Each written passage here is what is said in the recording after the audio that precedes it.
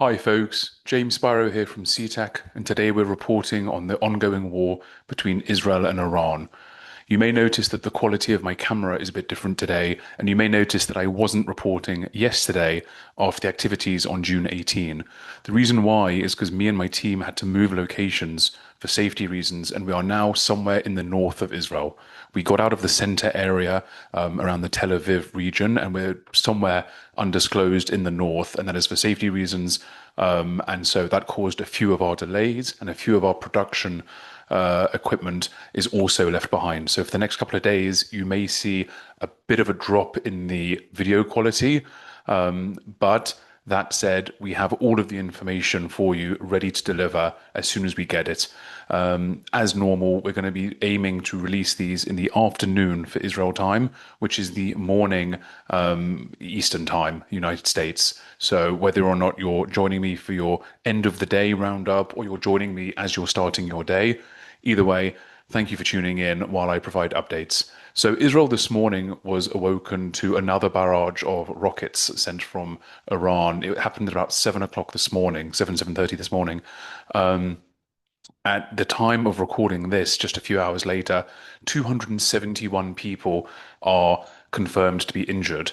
The missiles landed in Sheva, most notably hitting the hospital in the region. They also landed in Bat Yam, Holon, and a few other areas.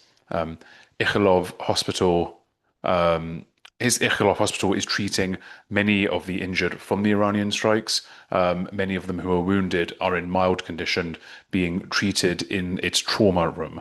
So just to sum up, we have about 271 injured people as of time of recording from rockets that landed in Israel early this morning in Ramat Gan, Holon, and Beersheba. Following the barrage this morning, the IDF has been ordered to intensify strikes against Iran and destabilize the destabilize the Ayatollah's regime. Those instructions were from the Defense Minister Israel Katz and Prime Minister Benjamin Netanyahu.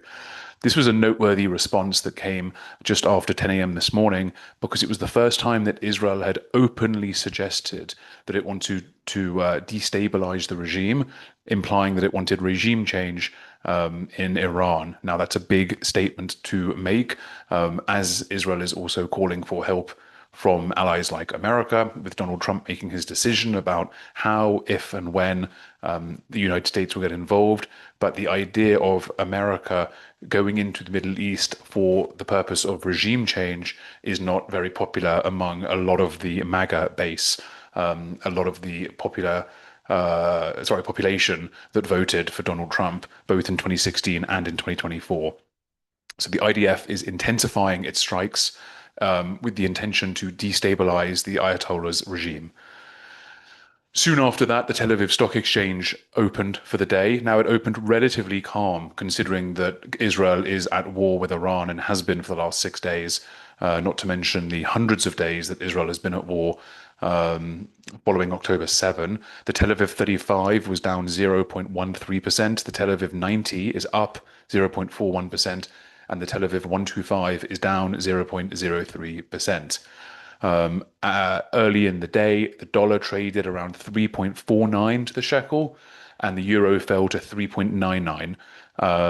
That's compared to 4.02 yesterday. However, these numbers change all the time. The chances are that by the time this video gets out to you folks later on today, those numbers are different. So keep an eye on the Tel Aviv Stock Exchange. Things are changing all the time.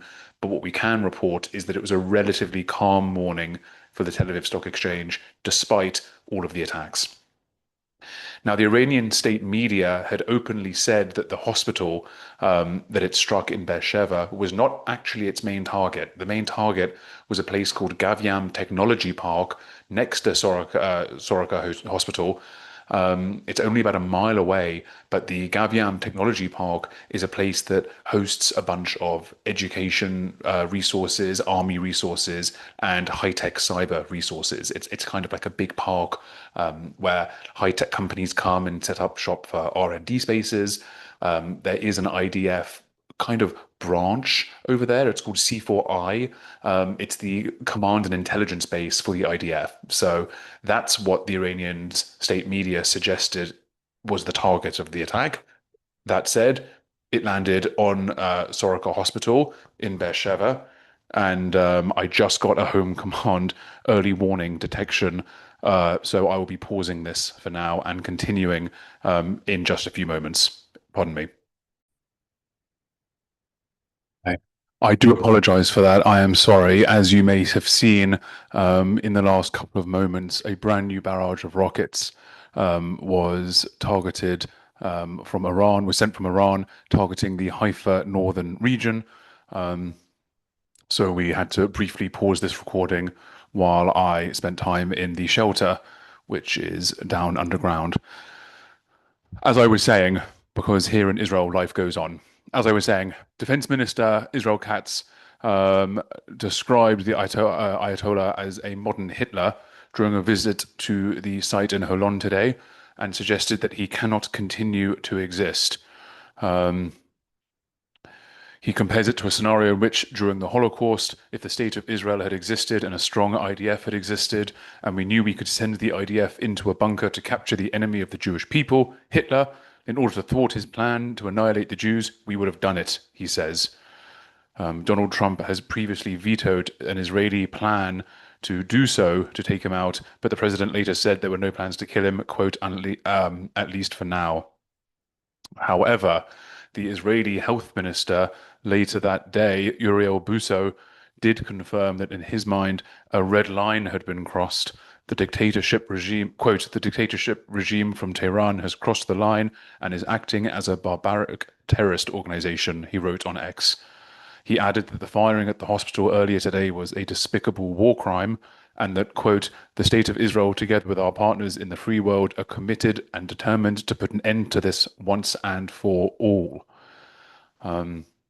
That is what we have for you so far today. It's been a busy, busy day that started very early in the morning for us here in Israel, but we are going to continue to bring all of the news that you need to see coming out of Israel as we report on day 7 of Operation Rising Lion and day 622 of the Iron Swords War.